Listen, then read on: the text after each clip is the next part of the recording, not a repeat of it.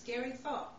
Maryland's future leaders will be pulled from a gene pool consisting of juvenile delinquents, drug-dependent adolescents, promiscuous teens, and disgruntled dropouts.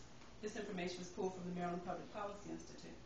This is not to say that this is all we have to choose from, but if you look at the local schools today, it's a pretty indication of where we might be headed. With our mentoring program, children are living with unsupportive mothers, unfaithful fathers, marijuana-plumed apartments, and gang-infested neighborhoods. They're engaging in underage drinking, sex, and theft. But do we ever ask ourselves why? Because they have a lack of role models. They crave the attention of someone who will listen, someone who cares. There's a young man living with supportive parents, both parents, but they're busy. He works trying to get enough money to go to school, but he doubts that will become a reality because he doesn't know how to get started. He doesn't know the process. With a small frame and feminine tendencies, he often becomes confused about his sexuality. If only he had someone to talk to. If only he had a mentor who would guide him. I co-own and operate a mentoring organization right in the heart of Landover. And this young man that I just told you about is not a fictional character. I worked with him last year. Mentoring is a needed service that can make a positive difference in the life of a young person, as well as solidify our nation's future.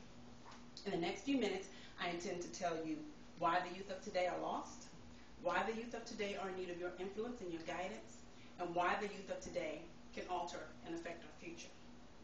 Our youth of today are lost, faced with so much adversity. There are 58,978 students living within Prince George's County, Maryland, according to the 2005 and 2009 census. 8.7% are living below the poverty line. This makes their conditions especially difficult. Children are faced with peer pressure to drink, to smoke, to have sex outside of marriage. They're haunted by neighborhood gangs who offer them a false sense of security to take the place of their absentee parents. They're experiencing new things with their bodies without anybody to tell them that what they're going through is perfectly normal. Our children need mentors. Our youth of today need you, and each one of you sitting here before me today have something significant to offer. Whether it's a skill, a friendship, or just lending your ear, you can be an instrumental factor in the life of a student. Tony Dungy, the author of The Mentor Leader, he says, don't worry about your platform. Instead, pay attention to the people around you and the opportunities in front of you, knowing that your chances to make a positive difference will come along in the future. John Maxwell, the leading authority on leadership, borrows a powerful quote from Dishenheimer. He's the CEO of a global relations agency, when he says that the power triangle is communication, recognition, and influence. You have the opportunity to truly be influential by recognizing their potential and communicating that to them. This is the mentor-mentee relationship in full swing. Our youth of today can affect our future. So let's look at one possible, and I reinstate possible future. 1 to 3 years from now, our high school students will be approaching their mid-20s and poised for college. What do you think their chances of entering would be without your assistance? And if they don't enter, what will they do? What will they become? College undergrads are holding positions as congressional staffers, interns in the federal government, or headed for graduate school. Will they have that same opportunity?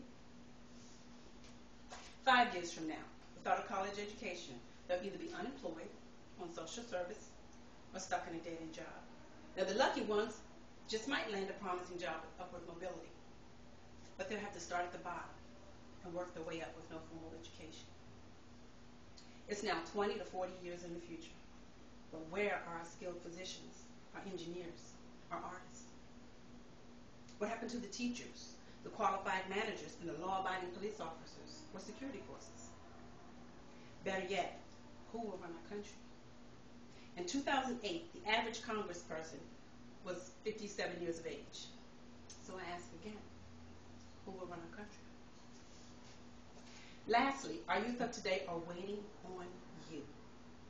At the Sparrow's Nest Ministries, a nonprofit organization, we work weekly with children between the ages of 8 and 17, all residing within a low-income, high-crime neighborhood.